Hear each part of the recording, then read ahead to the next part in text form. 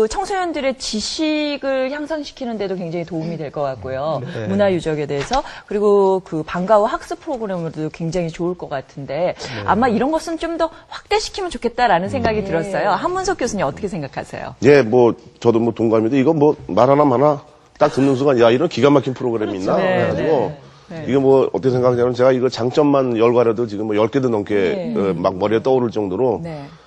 이런 비슷한 게 저 우리나라 고공 대상으로 하는 그런 게 있긴 한데 이거는 지역별로 하니까 뭐냐면은 일단 자기 지역에 대한 그 자부심이 생기잖아요 학생들이.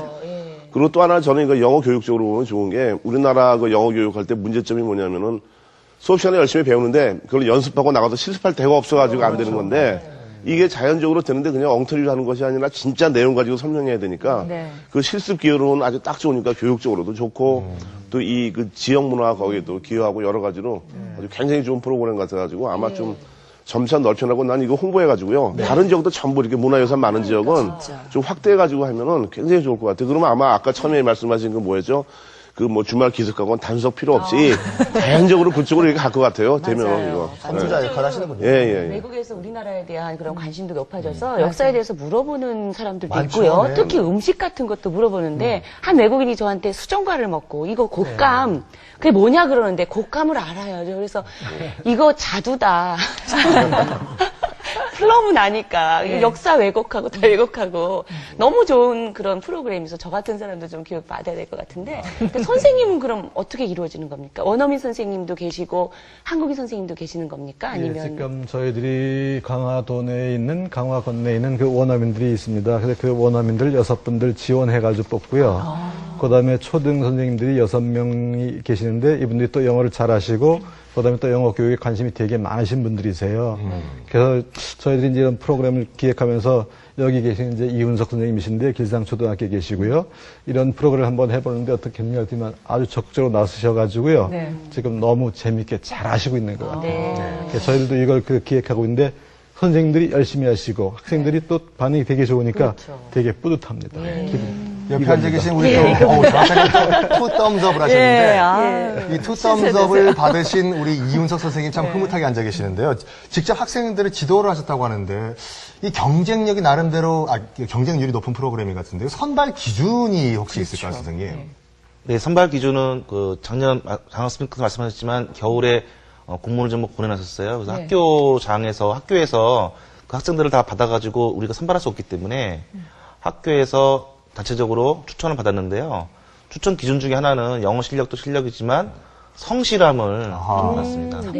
예, 학생들이 이걸 하는 데 있어서 보통 애들이 단기간에 하는 영어 캠프에 보면은 학생들이 좀 까불거나 장난을 치거나 또는 뭐 단기 중에도 안 나오거나 하는 학생들이 있는데 요즘 길게 가야 되고 우리가 1년을 넘게 봐야 되는 거기 때문에 학생들의 그 성실함을 성실함을 가진 친구들을 좀 추천해달라 했었습니다. 영어 실력은 이제 기본으로 하는 것이죠. 일단 인성을 먼저 보시는군요. 예, 인성도 같이. 그렇습니다. 뭔가 이 교육을 받은 다음에 나가서 실천을 해야 되는데 그런 봉사정신도 좀 있어야 될 것 같고요. 아마 그 단순한 영어 회화에 그치는 것이 아니라 지식과 인성을 고루 겸비한 학생들이 나타나지 않을까 정말 기대가 되는데요. 그 문화 관련 교육은 참 사실 쉽지는 않아요. 선생님 같은 경우는 어떻게 문화 공부를 따로 하시나요? 네, 제가 문화 공부를 따로 못 해가지고요. 지역에 문화유산 전문가분을 한 분을 초빙을 해서 특강을 한번 실시한 적은 있고요. 그 아이들이 문화재를 설명하는데 단순히 문화재 어떤 뭐 모양이라든가 역사라만 단순하게 설명하는 것이 아니라 그 문화를 마음으로 보는 눈을 좀 갖춰서 그런 마음으로 보는 눈을 가지고 본 문화재를 외국에 있는 친구들에게 설명해 줄 수 있는 그런 능력을 기르는 것이 본 프로그램입니다. 정말 지역 주민으로서 자긍심을 키워주시는 것이 먼저 급선무다라고 말씀하시네요. 진정성 있는 설명이 필요하다. 문화재를 마음으로 본다는 말이 너무 지금 와닿거든요. 그래야지 정말 나라 사랑하는 마음이 있어서 문화재도 잘 설명하고 그렇죠. 그러면은 그 영어를 접목해서 해야 되는데 그럼 교재나 아니면 커리큘럼 같은 거는 어떻게 마련하시나요? 예, 아까 말씀드린 대로 원어민 교사들하고 한국인 교사들하고 모여서 이제 토픽을 좀 정하고 있어요. 한 주에 한 개씩 토픽을 정하고 있는데, 예를 들어서 뭐 초지진이라고 하면은 초지진에 대해서 원어민 교사가 그 초등학생이나 중학생에 맞게끔 아티클을 이렇게 만들어요. 라이팅을 해가지고 거기에 대한 보케블러리 어려운 부분들 따로 빼고요.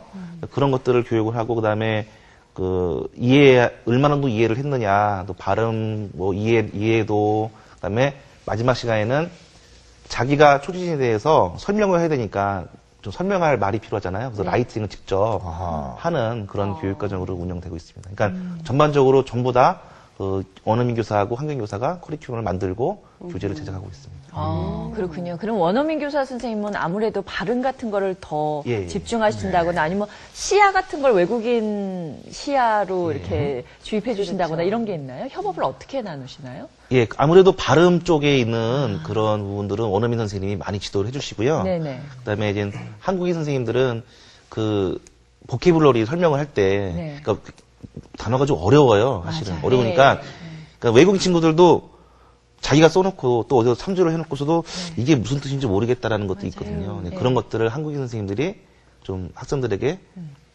알려줄 수 풀어서 있는, 알려주기. 풀어서 예. 자세히. 왜냐면 한국말로 해도 잘 이해가 안 가는 부분이 있기 예, 때문에 맞아요. 그런 부분들이나 또 학생들이 이 과정에 대해서 얼마나 이해를 하고 있는지 중간중간에 평가도 하면서 진행을 하고 있습니다. 그런 거 참 중요한 것 같아요. 예를 들면요, 이렇게 우리 커다란 릉 같은 거를 그렇죠. 보여주면서 이게 코리안 스타일 피라미드다 뭐 이렇게 얘기를 한다. 아주 쉽게 설명을 하는 방법이 있더라고요. 코리안 스타일 피라미드요. 학계에 또 큰 반향을 일으키게 되고. 자, 그런데 방금 우리 선생님께서 말씀하신 초지진도 그렇고 전등사도 그렇고 물론 우리가 교과서에 있는 사진을 보면서 여기가 전등사다, 여기가 초지진이다 설명을 할 수가 있는데 솔직히 문화재 같은 거는 저희가 직접 나가서 우리가 현장 실습을 하는 것이 중요한데 아이들이 싫어하지 않나요? 밖에 외부 활동 같은 것을요, 선생님?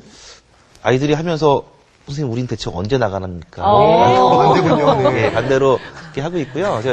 이게 지난 겨울에 한번 나갔다 왔고 올해 같은 경우에는 한 6개 주제를 하면은 한번 나가서 아이들이 그냥 나가서 단순히 보는 게 아니라 가기 전에 미리 미션을 줍니다. 그래서 야, 너네 모듬은 초지진이야. 너네 모듬은 뭐야 이렇게 주면은 학생들이 나가기 전에 자기들이 발표할 주제를 미리 사전에 알아가지고 정리를 해서 가서 거기에 취재를 나가는 거죠. 그래서 갔다 와서 간단한 파워포인트로 프리젠테이션을 준비하고 발표를 하게 됩니다. 얼마나 자주 나가나요? 자기들끼리 합니다. 얼마나 자주? 지금 계획은 6번 나가면은 한 번 프리젠테이션 하기로 돼 있습니다. 그래서 6개 모듬을 해가지고 6개 모듬 해가지고 1모듬, 2모듬, 3모듬, 4모듬, 5모듬, 6모듬 해가지고 따로따로 해서 이렇게 합니다. 근데 선생님, 실전에 투입이 될 때요. 아무래도 관광객 앞에서 이제 얘기하려면은 기본적으로 좀 담력도 좀 있어야 되고 애들이요. 그쵸? 말도 또박또박 해야 되고. 외우는 거 외운다고 쳐요. 뭐 전등사의 역사 외우는데 예상치 못한 질문이 나올 수도 있잖아요. 잔뜩 외운 거 하고 있는데 화장실은 어디예요? 그러면은 그건 외우지 않았습니다. 그럴 수도 없고. 어려울 것 같다는 생각이 좀 들어요. 아이들에게 초등학교 학생도 있는데. 그래서 지금은 이제 그 학생들이 이제 성인들 대상으로 문화재를 설명하는 것보다는 이제 올 가을쯤에는 계획을 하고 있는 것이 외국 아이들을 친구들을 초등학교나 중학교 같은 또래 있는 친구들을 초대를 해서 두 명씩 해서 같이 다니는 거예요. 그래서 우리나라 학생이 같은 또래 있는 외국인 학생들한테 그 문화재를 설명을 하면은 그 외국 학생이 받아줬구나 정리를 하는 거죠. 그래서 돌아와서 발표를 해서 제일 모든 활동을 그러니까 외국 학생들이 발표를 잘했다는 거는 한국 학생들이 설명을 잘했다는 거잖아요. 그렇죠. 그래서 그런 것들을 같이 하고 있고요. 급작스러운 질문들은 되게 화장실이 어디냐 뭐 그런 것들은 저희 강화도 친구들은 이미 다 알고 있습니다. 화장실이 어느냐는 질문이 들어왔을 때는 저희 코리안 스타일 피라미드 옆이다라고 얘기했어요. 아유, 부끄러워라. 아니, 정말 좋은 프로그램이라서 우리 스튜디오가 굉장히, 어떨 때 보면 이슈에 대해서 막 굉장히 첨예하게, 자, 괜찮은가요? 뭐 이런 걱정을 하는데, 굉장히 흐뭇해 하시는 우리 방청객들을 뵐 수가 있어요. 혹시 궁금하신 점 있으시면, 질문하셔도 좋습니다. 어떤 분요? 예. 마이크 잡으시고. 네. 대치동에서 온 김현경입니다. 이 프로그램에 참여하고 있는 아이들 반응이 구체적으로 어떤지 좀 말씀해 주실래요? 네, 선생님. 네. 학생들이 반응이 지난번 파일럿 프로그램 때 감동받은 것이요. 2주간 60시간을 교육을 했었어요. 근데 마지막에 이제는 학부모를 다 초청을 해가지고 발표를 다 하고 지역에 있는 다 발표를 했는데 끝나고 나서 수료